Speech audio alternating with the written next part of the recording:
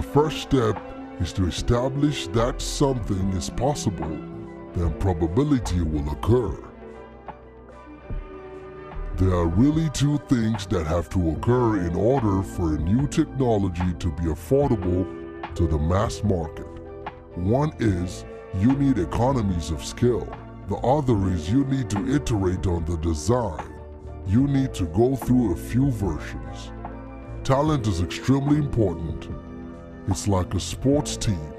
The team has the best individual player will often win, but then there's a multiplier from how those players work together and the strategy they employ. Work like hell. I mean, you just have to put in 80 to 100 hour weeks every week. This improves the odds of success. If other people are putting in 40-hour work weeks and you are putting in 100-hour work weeks, then even if you're doing the same thing, you know that you'll achieve in 4 months what it takes them a year to achieve. I've actually not read any books on time management. I'm interested in things that change the world or that affects the future and wonders. When you see it and you're like, wow, how did that even happen? How is that possible? Really pay attention to negative feedback and solicit it, particularly from friends. Hardly anyone does that and is incredibly helpful. If you get up in the morning and think the future is going to be better, it is a bright day, otherwise it's not. What makes innovative thinking happen? I think it's really a mindset. You have to decide. People should pursue what they're passionate about. That will make them happier than pretty much anything else. Being an entrepreneur is like eating glass and staring into the abyss of death. I wouldn't say I have a lack of fear. In fact, I would like my fear emotion to be less because it's very distracting and fries my. It is important that people look forward to coming to work in the morning and enjoy working. If you're a co-founder or CEO, you have to do all kinds of tasks you might not want to do. If you don't do your chores, the company won't succeed. No task is too menial. I say something, and then it usually happens. Maybe not on schedule, but it usually happens. I do think there is a lot of potential if you have a compelling product and people are willing to pay a premium for that. I think that is what Apple has shown. You can buy a much cheaper cell phone or laptop, but Apple's product is so much better than the alternative, and people are willing to pay that premium. I don't spend my time pontificating about high concept things. I spend my time solving engineering and manufacturing problems. I always invest my own money in the companies that I create. I don't believe in the whole thing of just using other people's money. I don't think that's right. I'm not going to ask other people to invest in something if I'm not prepared to do so myself. My biggest mistake is probably weighing too much on someone's talent and not someone else's personality. I think it matters whether someone has a good heart. I don't create companies for the sake of creating companies, but to get things done. I don't believe in process. In fact, when I interview a potential employee, and he or she says that it's all about the process, I see that as a bad sign. The problem is that a lot of big companies' process becomes a substitute for thinking. You are encouraged to behave like a little gear in a complex machine. Frankly, it allows you to keep people who aren't that smart, who aren't that creative. Starting and growing a business is as much about the innovation, drive, and determination of the people behind it as the product they sell. Nervous system.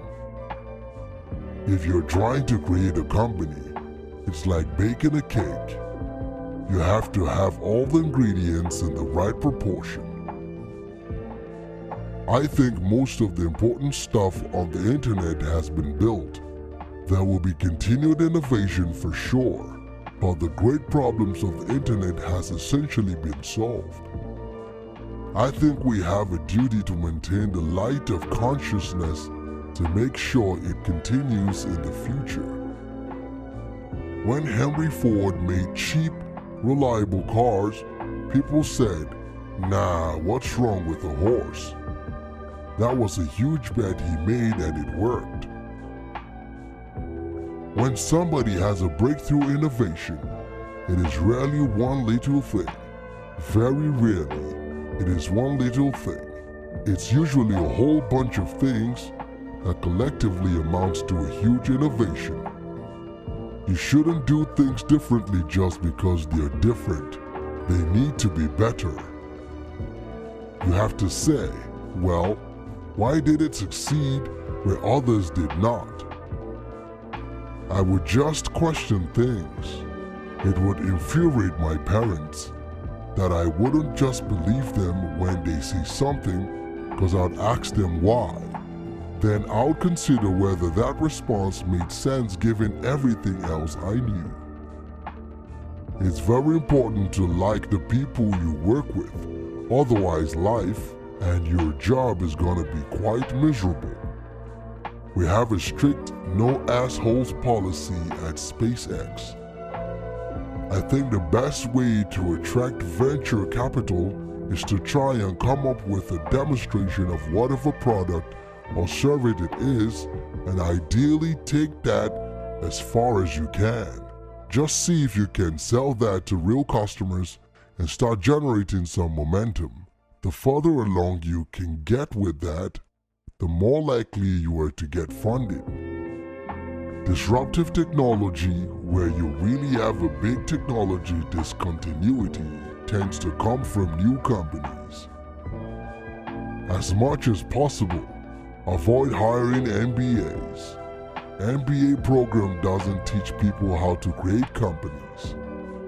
Don't delude yourself into thinking something's working when it's not, or you're gonna get fixated on a bad solution. If something has to be designed and invented, and you have to figure out how to ensure that the value of that thing you create is greater than the cost of the inputs, then that is probably my core skill. I always have optimism, but I'm realistic. It was not with the expectation of great success that I started Tesla or SpaceX.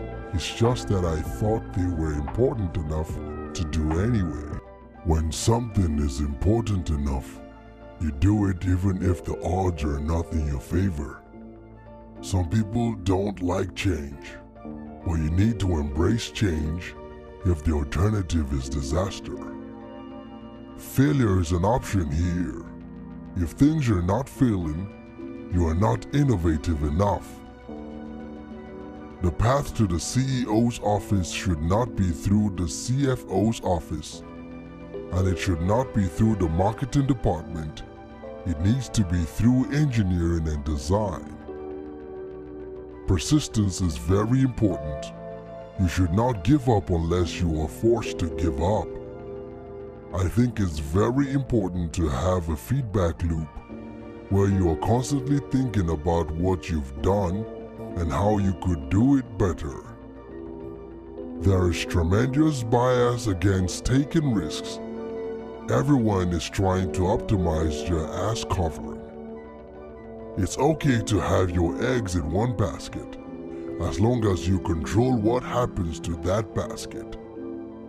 Brand is just a perception, and perception will match reality over time. Sometimes it will be ahead, other times it will be behind, but brand is simply a collective impression some have about the product. I don't think it's a good idea to plan to sell a company. It is a mistake to hire huge numbers of people to get a complicated job done. Numbers will never compensate for talent. In getting the right answer, two people who don't know something are not better than one will tend to slow down progress and will make the task incredibly expensive. A company is a group organized to create a product or service, and it is only as good as its people and how excited they are about creating. I do want to recognize a ton of super talented people. I just happen to be the face of the companies. People work better when they know what the goal is and why.